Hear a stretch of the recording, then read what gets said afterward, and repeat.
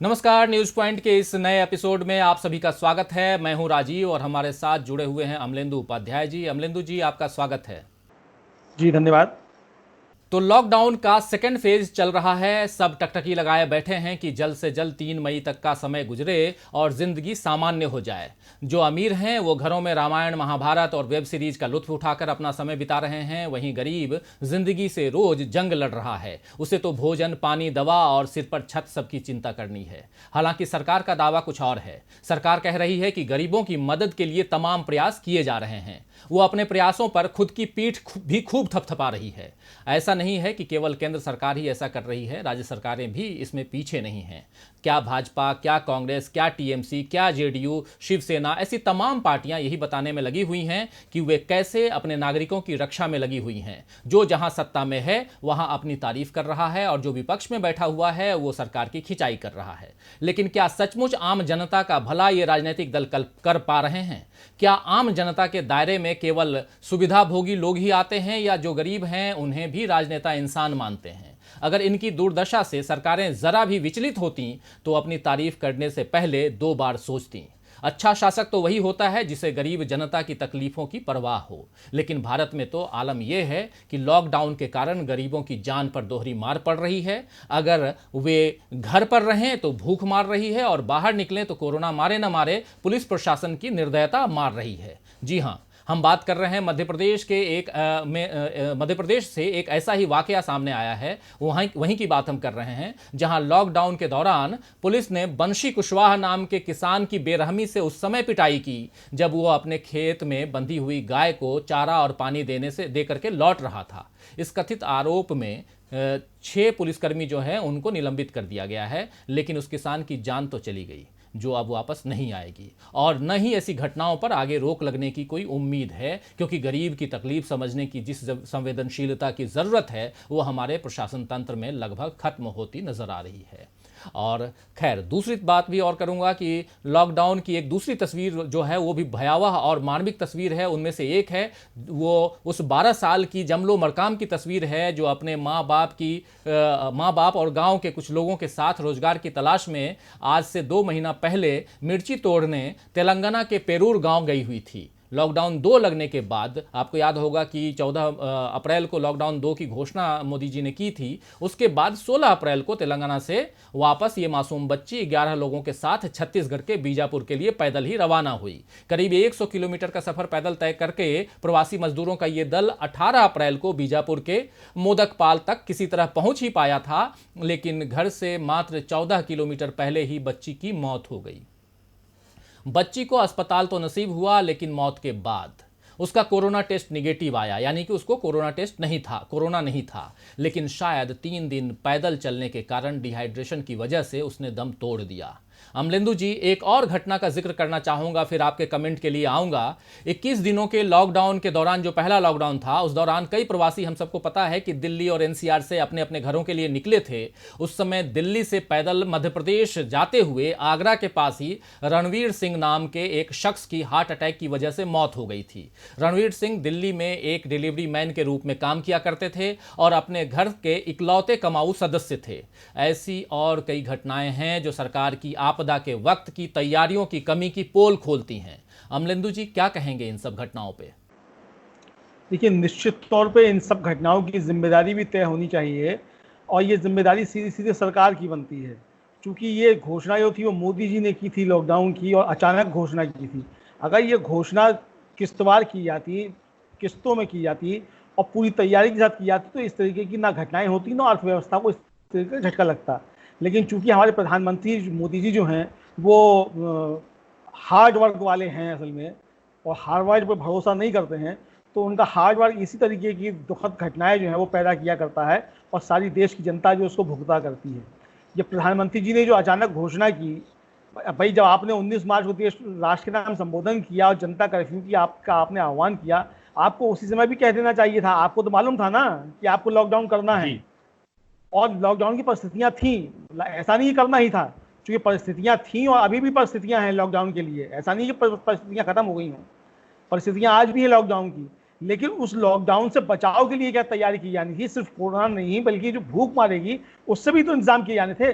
असल में यहीं पे ये जो है जो जो चीज़ है वो देखने की है कि हमारा शासक जो है, जो हम पर शासन कर रहा है, वो कितना समझदार है और जनता से कितना जुड़ा हुआ है, और उसको कितनी ज़्यादा जो है जनता की नब्ज़ की जो है वो पकड़ है। दूसरी चीज़ जो है कि जिस तरीके से अब पुलिस का जुल्म बढ़ा है इधर आकर के, उसमें दो कारण हैं। एक तो ये कि पुलिस के ऊपर भी दबाव और तनाव जो है वो बढ़ा है। देखिए इस चीज़ को भी आप देखिए, मोदी जी का आदेश है लॉकडाउन सख्ती से लागू करो। जब लॉकडाउन सख्ती से लागू करो तो वो जिम्मेदारी पुलिस के ऊपर है। पुलिस जो है वो कई कई घंटे चेक करके अपनी ड्यूटी कर रही है। पुलिस के कर्मचारी जो है वो भी संक्रमित हो रहे हैं, तो उनके ऊपर भी जो है दबाव है। और इस तरह की कई घटनाएं जो आई हैं, अब देखिए जो अब यहाँ पे जो संवेदनहीनता जो हो जाती है वो इस दबाव का कारण भी हो सकता है। हालांकि हमारे यहाँ की पुलिस जो है वो ज़्यादा ही संवेदनहीन है, इसमें कोई शक नहीं है। मैं कुछ एक घटनाओं की तरफ आपका ध्यान दिलाना चाहता हूँ। अभी एक वीडियो वायरल हो रहा है बिहार के अररिया का, जहाँ एक कृषि पदाधिकारी जो हैं उनसे अब उनके चौकीदार ने ही पास मांग लिया और उसको बुरी तरीके से बेइज्जत कर रहे हैं और उठक बैठक लगवा रहे हैं। वो होम गार्ड के जवान हैं, वो चौकीदार भी नहीं है, वो होम गार्ड के जवान हैं अमलेंदु जी। जी होमगार्ड के जवान हैं। तो मतलब ये कि उनके साथ जो है ये इस तरीके की घटनाएं हो रही है। एक तो ये है। दूसरा जो अभी छत्तीसगढ़ की भी एक और घटना है कि दो मजदूरों की जो है वो मालगाड़ी से कट करके मौत हो गई है। ये छत्तीसगढ़ की ही आज की घटना भी मैंने किसी अखबार में पढ़ा था। एक और खबर पड़ी कि एक ट्रक जो था, ट्रक चालक उसने रास्ते में प्रवासियों को देखा जाते हुए तो उसने कुछ लोगों को बैठा लिया, और हमारे एक मीडिया के एक मित्र की उस पर नजर पड़ गई तो उन्होंने पीछे उसे दौड़ा के गाड़ी उसके पकड़ी, उसको रुकवाया उसको और पुलिस को इन्फॉर्म किया। और वो कहता रहा कि भाई मैंने पैसे नहीं लिए, इन लोगों से पूछ लो। उन लोगों ने कहा भी कि हमको पैदल चलते हुआ देख करके इसने बैठा दिया था, उस गाड़ी का चालान हो गया। और देखिए आप, लॉकडाउन के अंदर जो फर्स्ट फेज था उसमें उत्तर प्रदेश में 15,000 FIR हुई हैं, जिनमें 48,000 लोगों के खिलाफ जो है वो मुकदमे कायम किए गए हैं। आप समझ लीजिए 15,000 FIR जो है वो दर्ज हुई हैं, और 188 जो है उसके अंतर्गत ये कायम हुई है। और इसके खिलाफ जो है उत्तर प्रदेश के ही रिटायर्ड DGP हैं विक्रम सिंह जी, वो सुप्रीम कोर्ट गए हैं, उन्होंने याचिका दायर की है और कहा है कि लॉकडाउन का उल्लंघन किया जाना ऐसा अपराध नहीं है कि उसके विरुद्ध सेक्शन 188 IPC के अंतर्गत कार्रवाई की जाए जी। और उनका कहना है कि अदालत इसका संज्ञान नहीं ले सकती है। सेक्शन 195 IPC के अंतर्गत पुलिस रिपोर्ट के अंतर्गत जो है सेक्शन 2D CRPC भी कंप्लेंट के रूप में स्वीकार नहीं किया जा सकता। आप देखिए किस तरीके से कानून की धज्जियां जो हैं वो सरकार और प्रशासन मिलकर के उड़ा रहे हैं, और ये निश्चित तौर पर मुझे लगता है कि ये सीधे सीधे पुलिस स्टेट बनाने की दिशा में जो है ये तैयारियां हो रही हैं, और इस देश को जो है पुलिस स्टेट में बदलने की तैयारियां की जा रही हैं इस लॉकडाउन के बहाने। निश्चित तौर पर एक और घटना जो अभी 2-1 दिन पहले की है टांडा अंबेडकर नगर की, वहां एक लड़का जो था बिस्कुट लेने के लिए निकला और पुलिस ने उसको मारा। उसके पिता का जो है वीडियो वायरल हो रहा है, पुलिस वालों को पैर पड़ रहे हैं और वो कह रहे हैं कि मेरा बच्चा था वो बिस्कुट लेने के लिए निकला था और पुलिस ने उसको मारा है और उसकी मौत हो गई। पहले तो SSP साहब का बयान आया कि इसकी जांच होगी, और अब पुलिस कह रही है कि आप जो है गलत वीडियो वायरल ना करिए, और इस पर जो है वो उसकी जांच जो है वो उसकी पुलिस की पिटाई से मृत्यु नहीं हुई है, FIR भी नहीं लिखी गई। अरे जांच तो बाद में हुई, पहले FIR तो लिखिए साहेब, FIR नहीं लिखी जा रही है।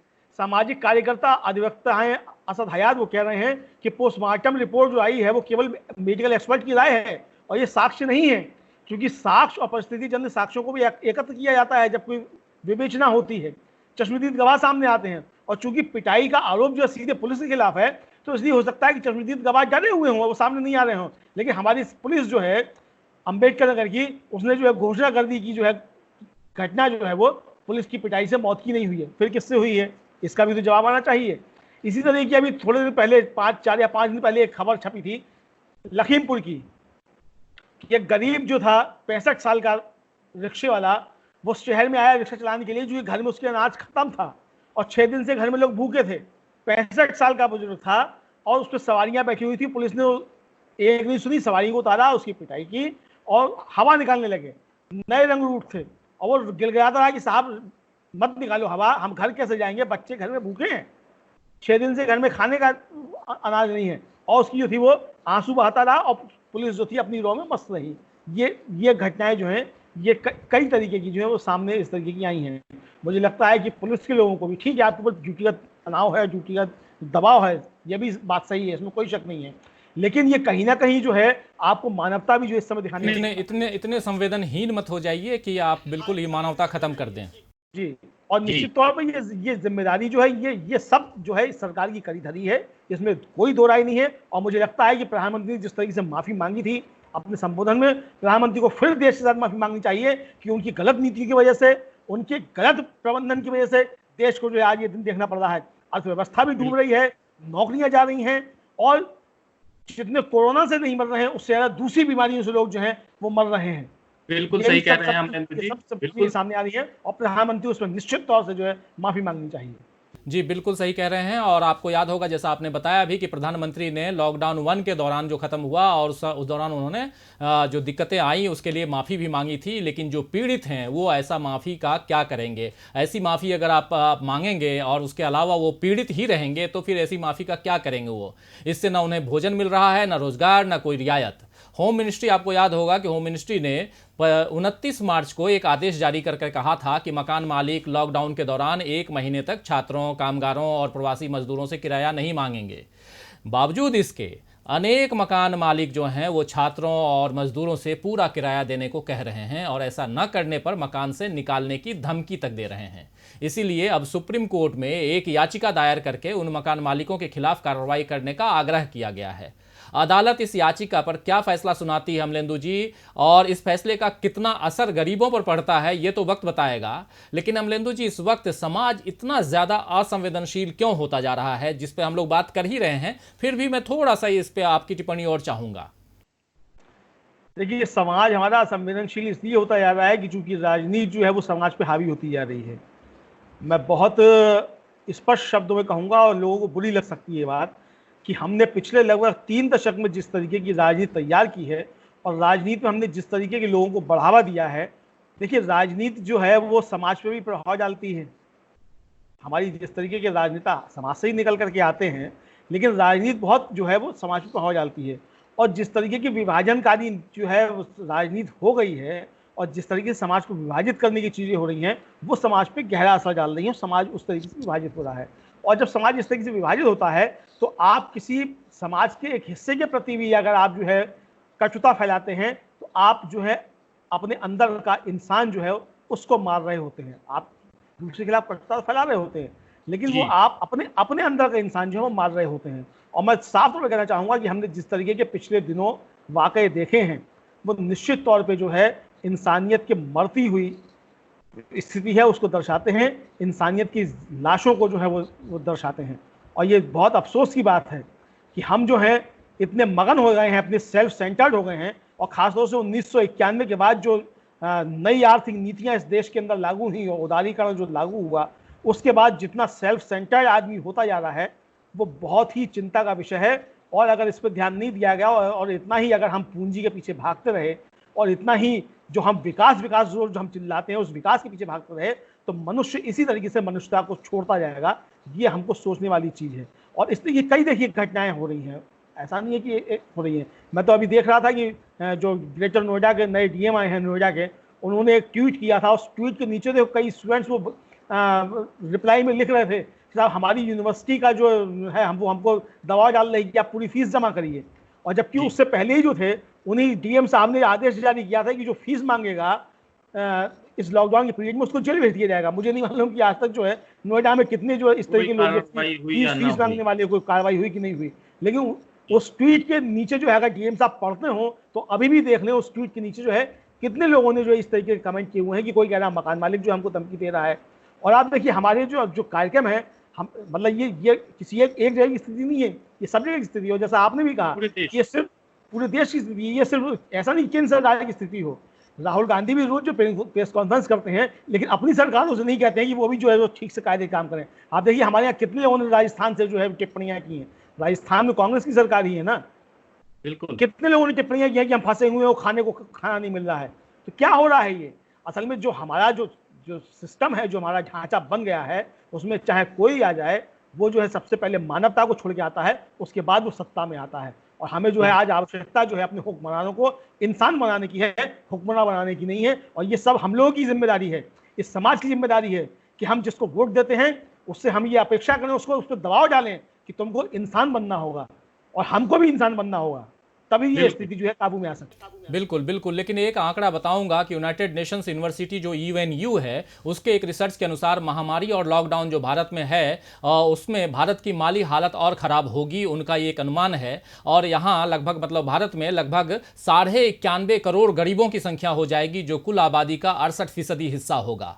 अमलेंदु जी, इस रिसर्च में यह भी कहा गया है कि भारत में फिलहाल करीब 81 करोड़ 20 लाख लोग गरीबी रेखा से नीचे जीवन यापन कर रहे हैं। ये देश की कुल आबादी का 60% हिस्सा है। आपको ये बता दूं कि ये जो यूनाइटेड नेशंस का जो यूएनयू है उसका ये आंकड़ा है, जबकि भारत सरकार का कहना है कि भारत में गरीबी रेखा के नीचे सिर्फ 32 करोड़ लोग ही रहते हैं। खैर, देश में बढ़ती हुई गरीबी अपने आप और कितने तरह की समस्याएं लेकर के आती है, तकलीफ लेकर के आएगी, इस बारे में सरकार को गंभीरता से सोचने की जरूरत है। और हर कदम तात्कालिक लाभ या वाहवाही के लिए नहीं, बल्कि यह सोचकर उठाना होगा कि देश में खुशहाली केवल 2% अमीरों की बढ़ती संपत्ति से नहीं आएगी।